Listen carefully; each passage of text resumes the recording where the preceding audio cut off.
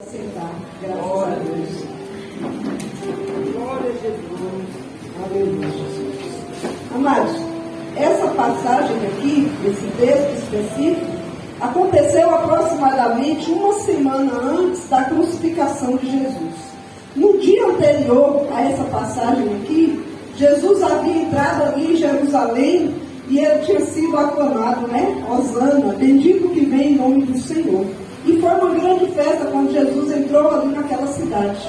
E quando Jesus chegou, já era tardezinha, anoitecendo, e aí eles resolveram voltar lá para a aldeia de Betânia, que era pertinho, onde passaram a noite. Quando eles estavam voltando de Betânia, e aí é onde a Bíblia diz aqui, no dia seguinte, foi um dia depois que Jesus entrou ali em Jerusalém, ele estava retornando, porque ali Jesus faria a sua primeira visita ao templo de Israel, que estava ali na cidade de Jerusalém, o templo erguido lá atrás ainda por Salomão, e reedificado depois. Então Jesus, ele passando ali por aquela cidade, aquela aldeia, ali, saindo de Betânia, destino a Jerusalém, a Bíblia diz que Jesus, ele teve fome. Imagine, irmãos, todos nós quando estamos com fome, seja na nossa casa, seja em algum lugar, a gente olha logo em volta, procura o que a gente pode comer, o que a gente pode fazer. E Jesus, ele teve fome e ele observou o lugar onde ele estava. E a Bíblia diz que observando ali, Jesus viu ao longe uma figueira. Aquela figueira, ela estava perto da estrada. Então significa que não era uma propriedade privada, mas um lugar acessível a todos que estivessem passando ali por aquele caminho.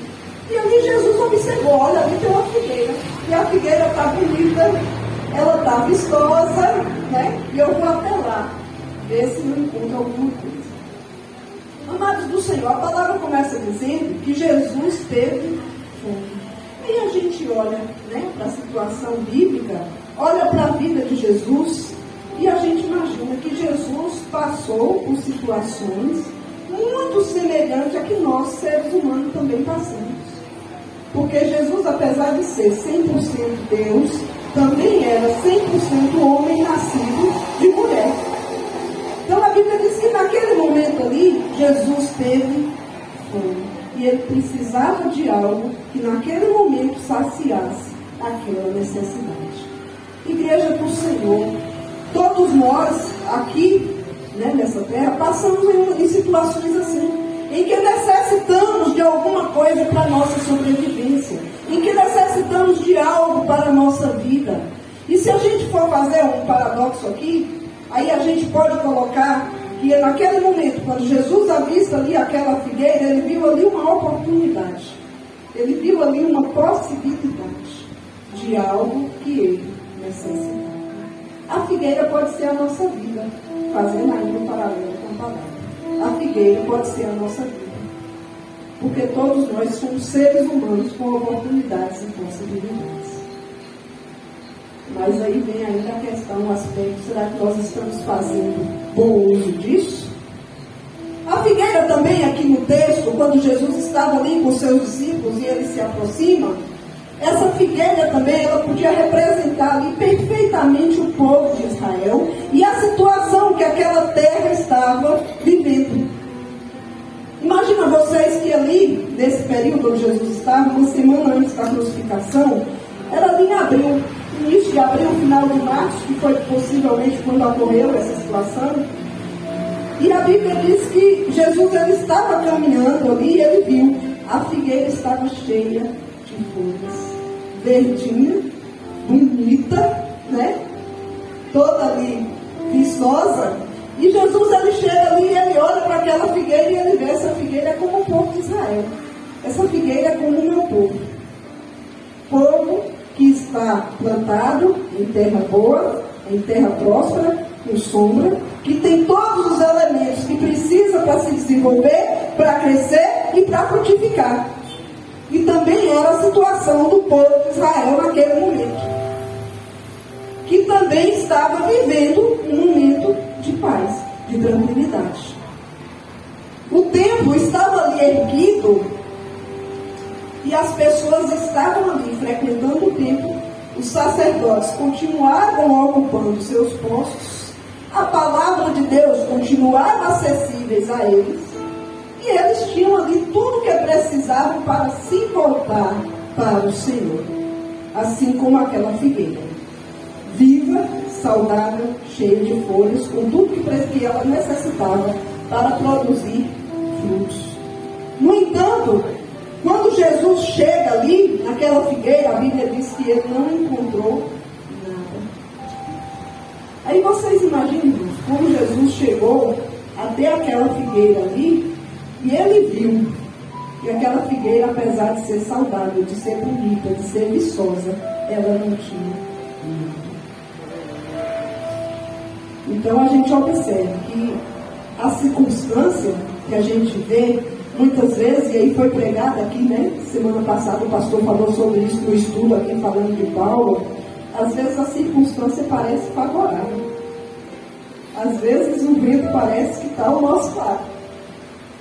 Mas a coisa não é só de aparência, não. É tudo muito mais profundo do que a gente pode ver na superfície. E Jesus ali com aqueles discípulos, ele chega ali naquela figueira, e ele olha de um lado, ele olha do outro, ele procura. E aí eu fico imaginando, quando a gente chega numa árvore, que a gente vai procurar fruto. Né? Quem aqui já teve a oportunidade de ver um pé de manga, na casa do mãe tem. E aí a gente chega lá, e aí quando chega novembro, é a época do fruto amadurecer. E aí a gente chega e olha, né? Aí você olha só assim. Vocês acham, irmãos, que Jesus chegou naquela figueira e ele fez um olhar superficial? Imagina que essa planta fosse a figueira, se a gente fosse procurar um fruto aqui, como é que você ia olhar para ela? Como é que Jesus olha para mim e para você? E aí ele chega aqui, olha, aí, né? Entre os galhos, entre as folhas, na copa. E o que ele vai encontrar? Se Jesus hoje viesse até nós, o que ele iria encontrar? Todos nós aqui temos todos os elementos que precisamos para crescer e frutificar na presença do Senhor. O que Jesus hoje encontrar na minha e na tua vida? Muito bonito, muito arrumado. Promete, né? Tem tudo. E cadê o principal? Que é o fruto. Aí a gente observa a figueira é uma planta interessante. A época da figueira produzir é junho. Elas começam a produzir entre junho e setembro. Mas como está escrito ali no Salmo 1, pois será como árvore plantada junto ao ribeiro de água, que dá o seu fruto na estação própria, cuja folha não cai, e tudo quanto fizer prosperará. Então a figueira, quando ela tem todas as condições de sobreviver e se desenvolver, ela também pode dar fruto o ano todo. Isso acontecia na Judeia, diferente de Jerusalém. E naquela época ela já tinha frutos em suas figueiras. E a figueira ela tem uma característica interessante, que antes que nasçam as folhas, nascem os frutos. A figueira, a árvore símbolo do povo de Israel. Mas aquela figueira era diferente. Primeiro ela tinha folhas. E Jesus, quando chegou, imagina, irmãos, e aí Jesus olhou, mirou, procurou, não achou, e sabe o que ele fez, irmãos? Ó, sacudiu. Quem nunca fez isso? Não já sacudiu um pé de ela e falou assim: olha, eu vou sacudir, se o fruto estiver maduro, vai cair. Eu faço isso direto com o pé de manga lá, quando a manga não verde, eu vou lá, ó. Quando está maduro, cai. Aleluia. Se Jesus sacudir hoje a minha e a tua vida, o que é que vai cair, hein, vaso? Eita, se Jesus chegar hoje diante de mim e de ti, como um desses pequeninos que tem fome, e sacudir, o que é que vai cair? As condições estão todas aí. Tem água, tem sombra, tem terra boa. Mas se o Espírito Santo de Deus nos sacudir, irmãos, o que é que vai cair? Aleluia, Deus! Glória. Aí a palavra de Deus nos diz: produzir, pois, frutos dignos de arrependimento. Está lá em Mateus 3:8. Amados do Senhor, que tipo de fruto nós estamos produzindo para o reino de Deus? Que tipo de cristão temos sido nós na presença do Senhor? Porque todos nós estamos aqui, somos servos do Senhor. Todos nós que estamos aqui estamos sendo dia após dia alimentados pela palavra do Senhor. Estamos dia após dia aqui cultuando, buscando e adorando o Senhor. E o que, irmãos, isso está produzindo de bom nas nossas vidas? Se Deus nos sacudir, o que é que vai cair, irmãos? Hein? Vai cair um fruto bom? Lá em Gálatas 5, fala dos frutos do Espírito. Você sabe quais são? Alguns sabem de cor. Eu anotei aqui para não correr o risco de esquecer nenhum. Está lá em Gálatas 5, a partir do 22. Os frutos do Espírito são amor, alegria, paz, longanimidade, benignidade, bondade, fidelidade, mansidão, domínio próprio. E a Bíblia diz que contra essas coisas não há lei. Aí a gente se volta lá para Mateus 3,8 e ele diz assim: olha, produzi, pois, frutos dignos de arrependimento. E aí essa coisa ficou martelando na minha cabeça. Que fruto é que a gente está produzindo para o reino de Deus? Será que as pessoas que vêm até nós com fome têm achado um conforto? Têm achado um consolo na palavra? Tem visto em nós alguém que pode alimentar sua fome espiritual, sua sede de Deus? Que tipo de fruto nós estamos produzindo para o reino de Deus? Aí imagina Jesus nos sacudir, e aí muitas coisas ficam nas árvores, né? Aí a gente faz uma analogia, eu gosto de ficar pensando, e eu fiquei refletindo muito sobre isso. O que é que pode cair de uma árvore quando a gente sacode ela? Lá do pé de manga, lá de casa, cai muito. Primeiro, folha seca, folha morta. Elas ficam lá, pastor, lugar lá a gente nem vê. E de repente, quando sacode, primeira coisa, o chão enche de folha. Aí vocês imaginam, a árvore está lá, tem tudo. E as folhas estão lá. Mas quando a gente sacode, logo essas folhas caem. Sabe por quê, irmãos? Porque são desnecessárias. E eu fiquei refletindo, e sabe o que é que eu aprendi com isso, irmãos? Na nossa vida enquanto cristão, tem muitas coisas desnecessárias que a gente guarda, que a gente cultiva, que ocupa espaço, mas que não produz nada de bom, que não traz edificação para a nossa vida. E aí quando a gente vai lá para os frutos da carne, lá em Gálatas ainda, que fala dos frutos da carne, das obras da carne e os frutos do Espírito, aí imagina, irmãos, quanta coisa ruim que tem na nossa vida e que a gente muitas vezes fica cultivando e deixando ali. A malícia, a maldade, a avareza, a mesquinhez. Mas é fácil. Aí imagina se Jesus nos sacudir, irmãos. O que é que vai cair daí? Aí depois que cai aquele monte de folha seca, ninho de passarinho. Lá de casa também já caiu ninho de passarinho, lá de cima. A gente nem sabia que tinha, mas estava lá. Então o que é que hoje tem na tua vida que precisa tirar? O que é que hoje tem na tua vida que precisa sair? Que não edifica a tua vida, que não edifica a vida do teu irmão, e sobretudo que não está produzindo fruto para o reino de Deus. Então todos nós precisamos fazer esse exame na nossa vida, irmãos, enquanto cristãos. Aí vocês imaginam ali aquela figueira e Jesus ensinando aqueles discípulos ali, olhando, e eles observando, e Jesus ali sacode aquela figueira, falando: se tiver algum fruto escondido aí, vai cair, né? Vou dar uma chance aqui. Olhou atentamente, não viu nada. E assim também somos nós, somos olhados atentamente. Às vezes as pessoas olham e falam assim: não é nada não, mas eu vou lá conversar para não saber se dá alguma coisa. Não é assim, irmãos, que a gente faz? Às vezes até com a loja a gente olha e fala assim: eu não vou achar que eu procuro aqui não, mas eu vou entrar para ver. Porque a gente olha a circunstância, a gente olha a aparência. Mas Jesus é misericordioso, Ele é longânimo, Ele olha para mim, para você, e Ele conhece a nossa capacidade. Ele sabe o que nós temos, o que nós podemos oferecer. E ali Ele sacode aquela figueira e não cai nada. Caiu nada. Mas se Jesus sacudisse a mim e a você, irmãos,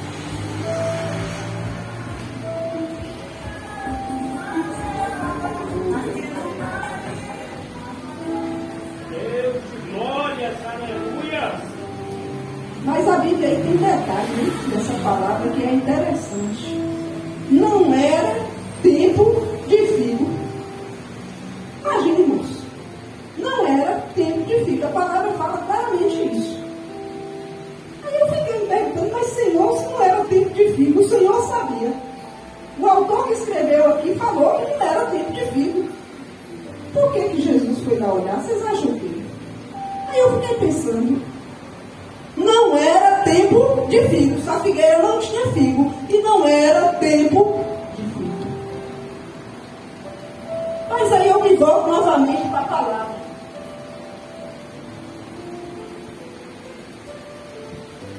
Lá em Timóteo 4:2, está escrito assim: prega a palavra de Deus, quer seja oportuno, quer não. Corrige, repreende e exorta com toda longanimidade e doutrina. Prega a palavra de Deus, quer seja oportuno, quer não. Amado, se Jesus olhasse a circunstância ali e falasse assim, olha, ali tem uma figueira, mas não é tempo de figo, não vou lá não. Poderia ter um figo ali, não poderia? E se tivesse, ele não teria perdido a oportunidade? Se Jesus olhasse a circunstância, se ele olhasse que não era o tempo oportuno, se ele olhasse que não era o momento certo. Os irmãos estão entendendo, irmãos? Amém. Que vai vir aqui, eu vou falar, viu, irmão? Repara aí. Imagina aí, irmãos, se Jesus olhasse a circunstância ali. Muitas vezes a circunstância para a gente falar a palavra de Deus não é oportuna. Muitas vezes a circunstância para a gente pregar o amor de Deus não é favorável. Mas é nesses momentos que a gente precisa colocar a nossa fé em prática. É nesses momentos que a gente precisa dar testemunho do amor de Deus nas nossas vidas. E aí eu volto e digo aos irmãos novamente, Mateus 3:8, produzir frutos dignos de arrependimento. Porque se a gente for pregar o amor, a graça e a salvação de Deus só quando for oportuno, esse momento pode nunca chegar nas nossas vidas. Esse momento pode nunca aparecer. Porque sempre vão haver circunstâncias contrárias. Sempre vão haver fatos e coisas nas nossas vidas seculares que vai nos impedir. Então, amados, o momento é agora. O momento é hoje de arrepender. O momento é hoje de pregar a palavra de Deus. O tempo é agora da gente dizer que Jesus é bom, que Jesus salva, que Jesus cura, que Jesus transforma. E muitas vezes a gente se inibe e perde a oportunidade. Mas Jesus, ele não perdeu a oportunidade. Não era tempo de figo, mas ele foi lá confirmar. Ele foi lá olhar. Então a circunstância ela pode ser adversa, mas é também nessa adversidade que Jesus ele trabalha na nossa vida. É também nessa adversidade que o Senhor ele muda o quadro, muda a história e sobretudo nos dá uma lição, nos dá uma experiência, nos dá um aprendizado, coisas que a gente leva para a nossa vida, que nos edifica. Então quando Jesus ele chega ali naquela figueira, ele já sabia pela onisciência dele que ali não tinha frutos, apesar dela ter toda a condição, de ter toda a circunstância favorável, pela sua onisciência ele já sabia. Vocês não acham que Jesus sabia? Sabia. Jesus sendo Deus, ele sabia que ele não ia encontrar frutos ali. Mas se ele sabia, eu fiquei, não, mas se o Senhor sabia pela sua onisciência, por que ele foi? Porque, irmãos, naquele momento ali, Jesus já sabia também o que ele ia encontrar lá em Jerusalém, quando ele estava ali, indo especificamente visitar o templo de Israel. E aí, se nós formos ler mais adiante aqui, nesta passagem, quando Jesus chega ali no templo, um templo que foi feito como casa de oração, um templo que foi dedicado à adoração. E quando Jesus chegou ali naquele templo, o povo tinha feito do templo do Senhor casa de comércio. Vendiam, compravam, negociavam, e o principal, que era a palavra de Deus, não tinha. Os sacerdotes estavam lá, as escrituras estavam lá, o povo estava lá. Aí agora eu entro para aí, eu coloco para vocês a figueira que Jesus encontrou na estrada. Estava tudo ali. O templo, as pessoas, o sacerdote, a escritura, tudo era favorável. Mas o principal não tinha. E aí eu me volto para nós também nesta noite. Está tendo o principal na nossa vida? Porque mais importante que congregar, mais importante que vir cultuar, é a gente produzir os frutos para o reino de Deus. Pregar a palavra, pregar a salvação, dar testemunho de que Jesus é na nossa vida, de que Ele salva, de que Ele cura, de que Ele liberta, é o principal. E naquele tempo tinha tudo, oferecia muito, mas não dava nada. Era a mesma coisa da figueira, oferecia muito, aparentava ser muito, mas no fim não tinha nada. E Jesus entra naquele tempo que Jesus expulsa os mercadores, e Jesus derruba aquelas cambistas, a Bíblia chama de cambistas, e bota tudo para fora, e ele diz: não está escrito que a minha casa será chamada casa de oração? Esta casa é casa de oração.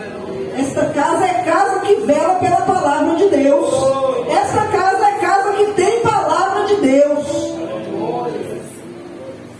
E graças a Deus, né, irmãos, que a palavra de Deus é fiel e verdadeira. E ela não é aplicada à nossa conveniência, não. A palavra de Deus é fiel e verdadeira, para a honra e glória do Senhor. Aleluia, aleluia, Deus, glória a Deus. E ali Jesus olhando ali aquela figueira, e ele procurou, olhou, mirou, sacudiu, nada achou. E ali a palavra diz que Jesus amaldiçoou aquela figueira. Aí de novo eu fiquei pensando, né? Aí eu ainda estava pensando que o pastor pregou, né? O amor de Cristo nos constrange. E é verdade, né, irmãos? João 3,16, porque Deus amou o mundo de tal maneira, que deu seu Filho unigênito, para que todo aquele que nele crê não pereça, mas tenha a vida eterna. Um versículo profundo, né? Porque de fato Jesus deu a vida por mim e por você. E nós sabemos também que Deus, ele é longânimo. Deus é misericordioso. Longânimo quer dizer, irmãos, que Deus não age na precipitação, nem no nosso momento, nem no nosso tempo. Deus nos dá oportunidade de arrependimento. Deus nos dá oportunidade para consertar. Ele é longânimo. Mas de repente ali Jesus vai e amaldiçoa aquela figueira. Imagina, irmãos. Aí dá um nó na cabeça, não dá? A gente fica pensando. Por que Jesus amaldiçoou aquela figueira? Aí a Bíblia diz que quem crê será salvo e quem não crê já está condenado. Quando Jesus vier naquele grande dia, irmãos, que a gente for sacudido ali e não tiver nada de bom, qual é o destino? Quem crê será salvo e quem não crê já está condenado. Aí não vai ter mais a longanimidade de Deus, porque o tempo vai ter esgotado. E Jesus ali, ele amaldiçoou aquela figueira e foi embora. E ali os irmãos, né, os discípulos com ele, observando aquela situação, ficaram, né, pensativos e seguiram Jesus. E chegaram ali no templo e encontraram toda aquela situação. E eles ficaram lá, Jesus fez a obra ali no templo, fez a limpeza, tirou os que vendiam, os que compravam. E aí aqueles sacerdotes que estavam ali ficaram irados, furiosos, porque eles não aceitaram que Jesus estava ali, apesar de estar pregando a palavra e falando a verdade, eles também iam ter prejuízo material e eles não aceitaram. Mas importa que Jesus fez a vontade de Deus. Quando passaram lá no outro dia que olharam, a figueira tinha secado. E a Bíblia diz que a figueira se secou desde a raiz. Imagina, irmãos. Jesus amaldiçoou e foi embora. Aí eu chamei a atenção de vocês, que está aí no 14, olha o que ele diz. Claramente aqui a palavra diz assim, olha. Então lhe disse Jesus, nunca, jamais, é redundante, né? Se ele dissesse nunca mais ninguém coma fruto de ti, ou jamais alguém coma fruto de ti. Mas ele foi redundante, ele quis enfatizar, nunca, jamais alguém coma fruto de ti. Amados, todos nós aqui temos o privilégio de poder viver sob a palavra de Jesus. Que tem toda a autoridade no céu e na terra. Todos nós aqui temos esse privilégio, amados. E nós temos feito uso disso, de viver sobre a palavra do Senhor, que determina e que acontece, amados. Aí eu volto de novo para Gênesis meio assim. No princípio, a terra era sem forma e vazia, e o Espírito de Deus se movia sobre a face das águas. E disse Deus, e Deus olhando desde o céu aquela situação da terra, né? Tudo misturado ali, tudo caótico. E Deus vai dizer assim, olha, haja separação entre as águas e o firmamento. E naquele momento as águas tudo ficou embaixo, o céu ficou em cima. Deus começou a ordenar. Pelo poder da palavra dele. Aí depois Deus olha e fala assim, Deus viu que era bom, falou assim, agora as águas se ajuntam em um lugar e formem a porção seca. Imagina o ribuliço aí, eu falo assim, não, ribuliço aí, mas de repente as águas juntam. Os rios, os mares, os lagos e a porção seca que é a terra. Pelo poder da palavra. E esse é o Deus que nós servimos. É o Deus que está aqui, amados. É o Deus em que nós cremos. O Deus que tem todo o poder no céu e na terra. E Jesus olhou para aquela terra e disse, olha, nunca, jamais haverá fruto de ti. Ninguém nunca mais vai ter o teu fruto. E ele falou e foi embora. E os discípulos foram juntos. No outro dia de manhã, voltando, né? Aí no outro dia, no dia seguinte, quando eles voltaram, que olha, a figueira que se amaldiçoou secou lá. Daí, amados, onde nós lemos no versículo 20, e passando pela manhã, viram que a figueira secou desde a raiz. Imagina, amados. Desde a raiz lá embaixo até a copa das árvores, ela estava sequinha. De um dia para o outro. Foi um processo natural, irmãos?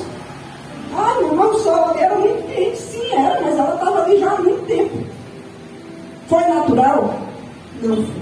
Foi tão somente pelo poder da palavra de Deus. E agora nós entramos na palavra propriamente dita, né, mas o poder da fé. E é sobre isso que eu quero falar para os irmãos nessa noite, já depois de falar tanto, né? Mas o poder da fé. Jesus foi ali, procurou um fruto e não encontrou. Depois que ele olhou, que ele observou, ele não encontrou. E ele amaldiçoou. E pela palavra de Jesus, aquela figueira, ela se secou. Aí os irmãos podem falar assim, mas foi Jesus que falou, e Jesus tem todo o poder. Aí agora eu trago um exemplo, os irmãos, da vida de Elias. Aí eu peço que vocês abram a palavra do Senhor. Lá no livro de Tiago, capítulo 5, versículo 17, que nós vamos ler, eu vou ler aqui, vocês vão acompanhar.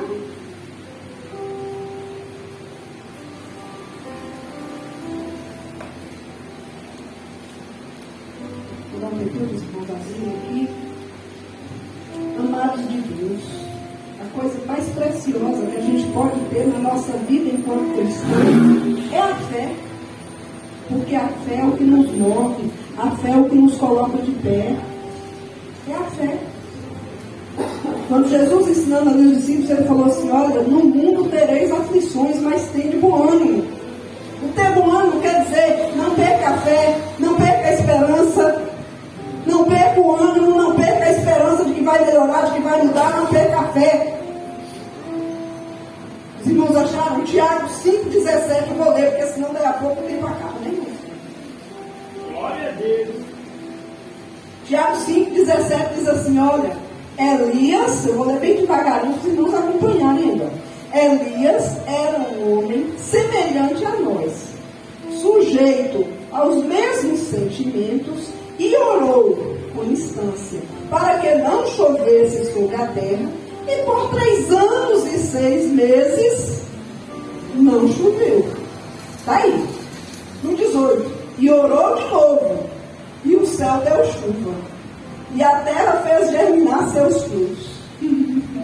Eita glória! Deus é tremendo, né, irmãos? Deus é tremendo. O irmão Rodrigo cantou aqui, né? Eu vejo uma pequena nuvem do tamanho da mão de um homem. Vocês sabem quando foi que isso aconteceu? Foi quando Elias orou para chover. Aí eu fico rindo, você sabe por quê, irmãos? Porque essas coisas alegram o nosso coração.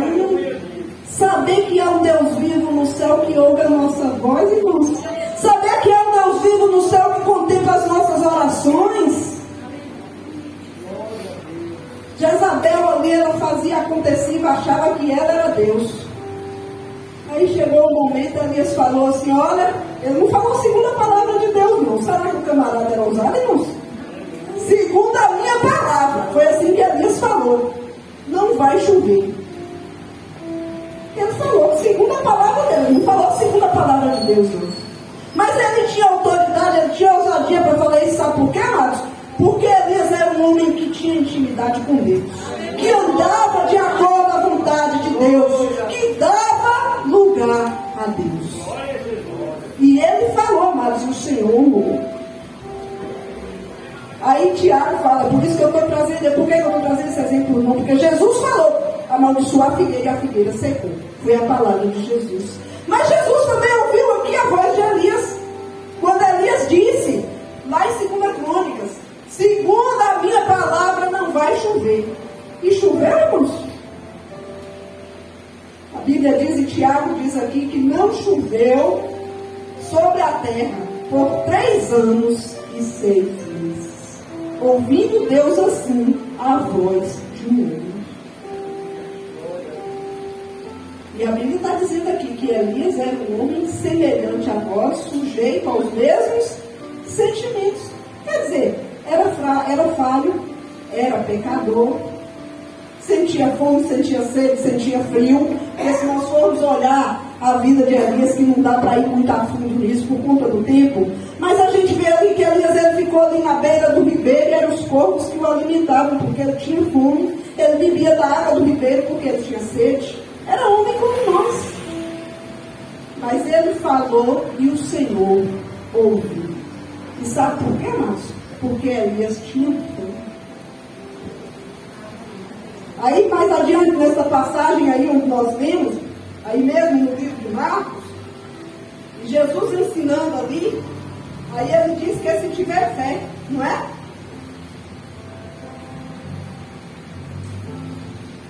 Ó, no versículo 22, ao que Jesus lhe disse, tendes fé em Deus, porque em verdade vos afirmo que se alguém disser a este monte, ergue-te e lança-te no mar, e não duvidar no seu coração, mas crer que se fará o que diz, assim será com ele. Está aí no livro de Marcos, capítulo 23. Se tiverdes fé. Então, amados, a fé, ela opera milagre nas nossas vidas. Quando a gente crê, amados, o Senhor, ele opera milagre nas nossas vidas. Sabe por quê? Porque o Senhor ouve a nossa oração.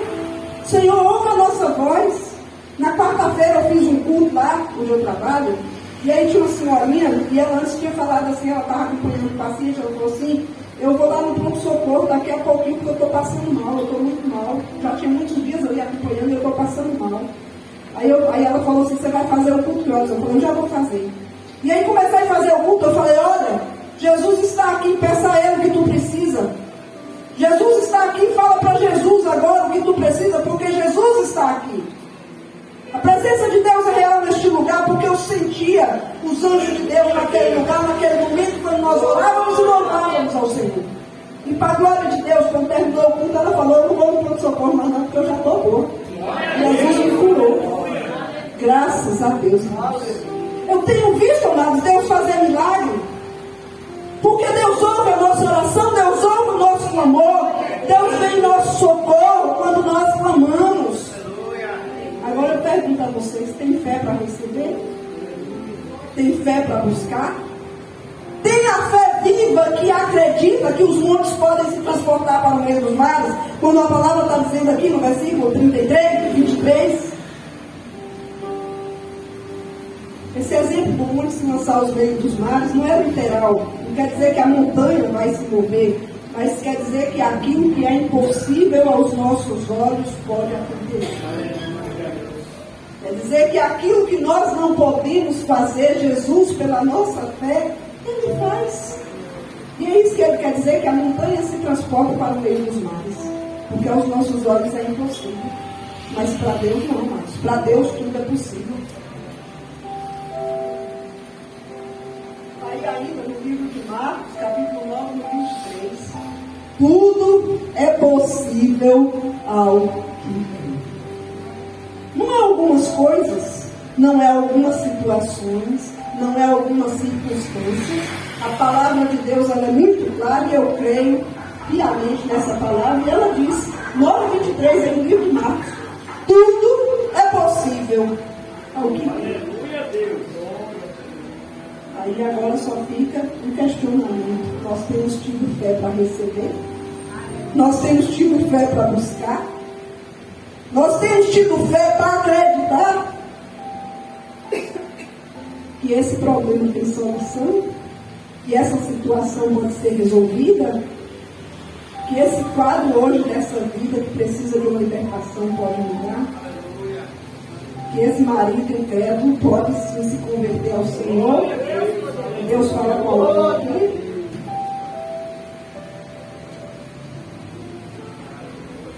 Tudo é possível ao que crê. Não há nada, amados, que Deus não possa fazer. Não há nenhuma situação que o Senhor não possa resolver. Porque Ele diz que é tudo. Tudo é possível ao que crê. Aí fala, então, irmãos, e como é que é isso? Acreditar no impossível de Deus. Acreditar que a palavra de Jesus tem poder. A palavra sobre a qual nós vivemos. A palavra do Deus o qual nós buscamos. A palavra do Deus que nós estamos aqui nesta noite adorando. É a palavra dele que tem todo o poder. Agora tem um detalhe também, né, irmãos? Está aí no versículo 25, ó. E quando estiveres orando, se tens alguma coisa contra alguém, perdoai. Fala que vosso Pai Celestial também vos perdoe as vossas ofensas. Porque se não perdoardes, também vosso Pai Celestial não vos perdoará as vossas ofensas.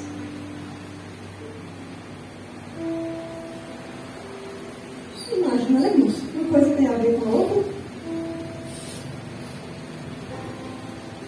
Aí um dia eu fiquei pensando, né?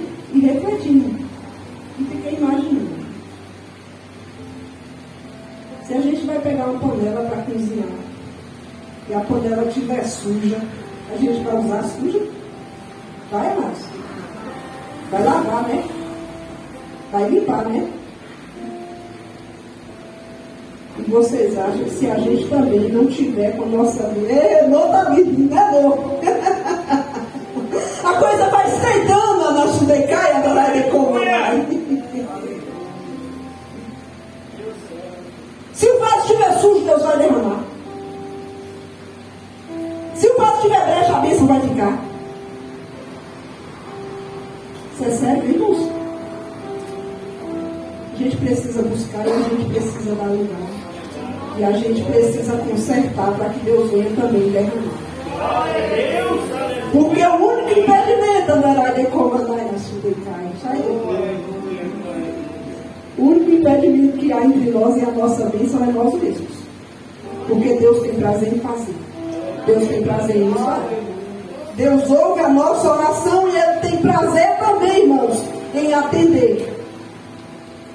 Mas nós estamos prontos para receber. Como é que está a nossa casa espiritual? Como é que está a nossa vida diante do Senhor? Imagina aí, se Jesus balança essa figueira que ali é a tua vida não. E cair de lá. A falta de perdão. E todos nós temos uma natureza humana, né, irmãos? Pecadora. E todos os dias alguém nos machuca, né? Com palavras, com ações, com atitudes. Gente que nos deve não paga. E a gente guarda, né? Fica querendo uma vingancinha. Mas a palavra de Deus nesta noite também está falando sobre o perdão. Aleluia, glória a Deus. Porque se não perdoardes também, nosso Pai Celestial não vos perdoa as vossas ofensas. É preciso, irmãos, a gente limpar a nossa casa espiritual para receber. É preciso a gente consertar a nossa vida para que Deus venha se agradar de nós e responder as nossas orações. Porque é preciso ter fé, mas também é preciso consertar o altar. Aí eu volto de novo para a situação de Elias. Elias, quando ele estava ali contendendo, Elias, quando ele estava ali contendendo com os profetas de Baal, e aí ele falou assim: olha, vamos fazer aqui uma situação. Vocês vão clamar o Deus de vocês, e o Deus que respondeu é o verdadeiro Deus. Aí eles foram lá, construíram o altar, fizeram o sacrifício, né? Mataram os animais para o sacrifício. E a Bíblia diz que os profetas de Baal ficaram ali a manhã toda, clamando o Deus deles. E se cortaram com espada, e clamando, e pedindo, e falando. E não aconteceu nada. Aconteceu? Não. Quando terminou o tempo deles, Elias falou assim: agora é minha vez. Elias foi lá. Antes de qualquer coisa, Elias consertou o altar. Aleluia! Elias não usou o altar do jeito que estava. Elias primeiro consertou o altar. Então, irmãos, nós aprendemos com isso que para receber do Senhor a gente precisa consertar a nossa vida.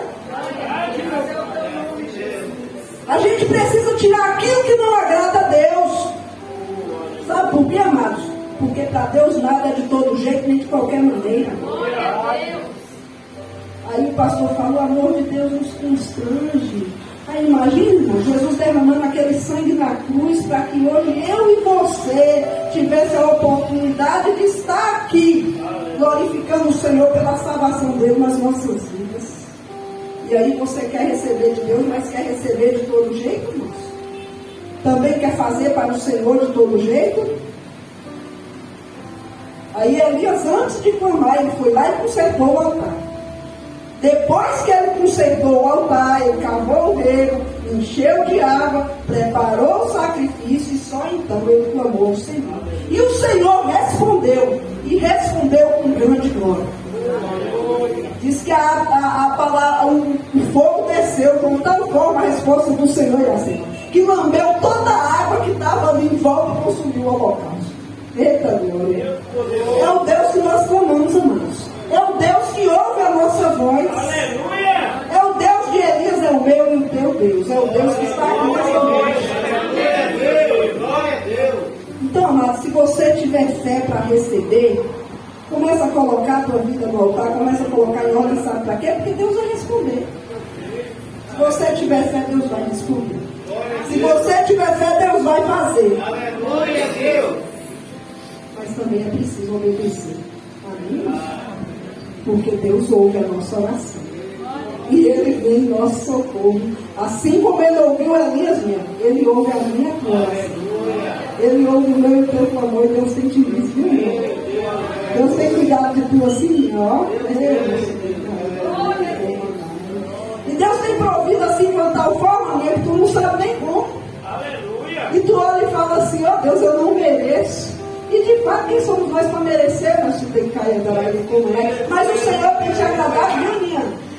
Deus tem contemplado, minha, porque na tua humildade tu tem buscado, na tua pouca força tu tem dado lugar, minha.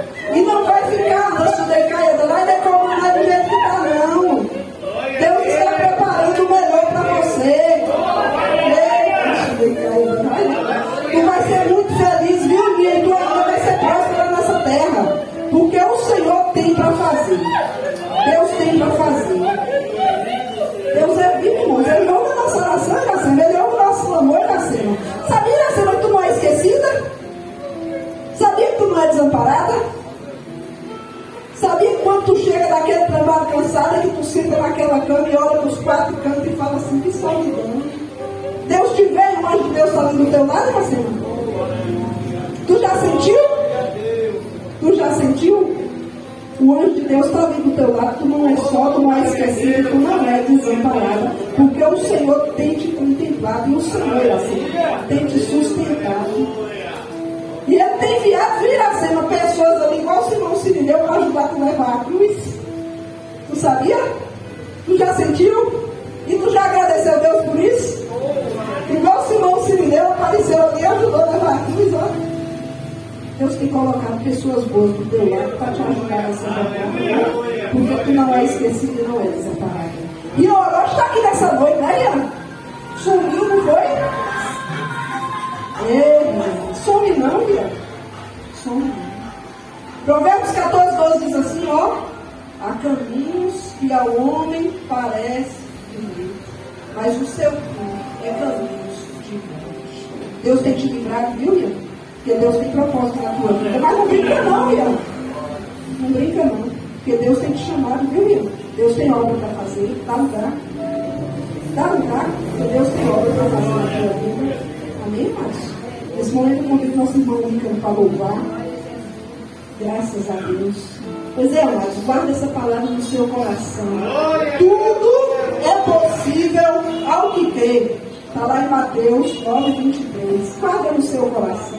Tudo é possível ao que crê, porque o Deus que ouve a nossa oração, Ele está neste lugar. Vamos nos pôr de pé, amados, vamos orar ao Senhor, porque o Senhor é bom.